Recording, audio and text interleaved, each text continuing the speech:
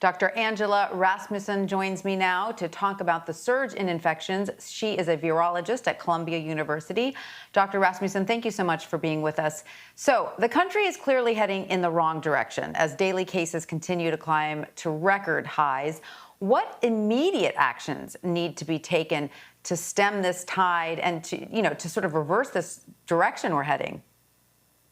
Yeah, we are in a really grim moment here in this pandemic. And so what I would encourage everybody to do are the things that we know that work to reduce community transmission. That's what we really need to get down. So wear masks, socially distance, ventilate if possible, avoid large crowds, practice good hand hygiene, disinfect high-touch common surfaces.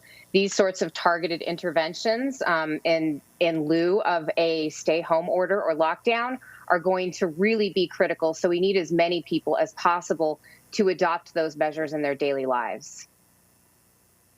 So yesterday, about 65,000 people were in hospitals across the U.S. suffering from COVID. That is the highest number of hospitalizations since the pandemic began. How are hospitals dealing with the surge? Are they better equipped to handle the virus now than at the beginning of the pandemic? So that's a complicated question because in some ways, providers are better equipped. We have new therapeutics. We have new ways of treating patients. I'm not a clinician myself, but that is one reason why over the summer, the death and mortality rate was reduced probably. But we are in a very critical situation for people who do work in healthcare. One thing we don't have, we are having persistent shortages of personal protective equipment. So N95 masks, face shields, other types of equipment that healthcare workers need to be safe while they're treating these patients. And it really is shameful that we have not increased production of this PPE since we already knew this was a problem back in the spring. What the president needs to do, President Trump needs to do right now, is invoke the Defense Production Act and begin producing this PPE because this is going to be a very serious burden on healthcare workers. It is so distressing to hear that there are still shortages in the PPE after all we've been through already. Doctor, a new study published Wednesday found that checking temperatures and screening for symptoms in Marine recruits failed to detect infections. So are these sorts of screening processes ever useful, or is getting an actual physical test the only reliable way to root out positive cases? That's an excellent question. For some viruses, SARS Classic, for example, patients are not contagious until they become symptomatic. So sometimes symptom screening or temperature-based screening can be useful. For this virus, one of the reasons that we've had such a difficult time controlling community transmission is that it is largely driven by pre-symptomatic transmission. So people who are contagious before they realize they've been exposed to the virus, before they realize that they are infected with it. So symptom screening or temperature screening, which is a symptom, will not be detected in many of the people who are capable of transmitting SARS coronavirus 2.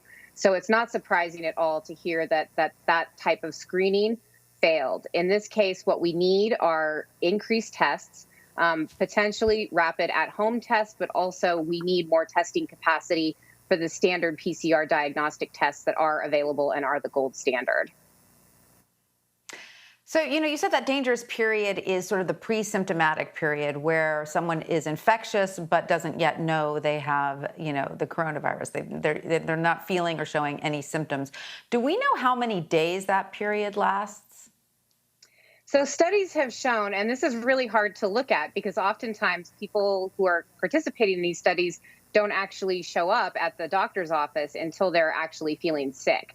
But what studies have shown is that probably within the 24 to 48 hours prior to symptom onset is when they're shedding the most virus. So it's at least 1 day, possibly 2 days, possibly a little bit more. It will vary from person to person, but there's a large window of time in any case for people to come into contact with others and transmit the virus before they know that they should be isolating. I feel like there are still a lot of questions around this length of transmission because I've had friends call me personally, doctor, and say, I just heard from my friend that I saw on Saturday that she just found out that she was positive and I saw her 2 days ago. So at what point, do I need to get a test or when do I know that I'm negative? And people don't seem to know the answer to that question. Basically, you could still, if you were exposed to someone 2 days ago and you find out they were positive, you could still develop the symptoms for 14 days. Is that correct? That's correct. So this virus also, one of the problems is that it has a very long incubation period.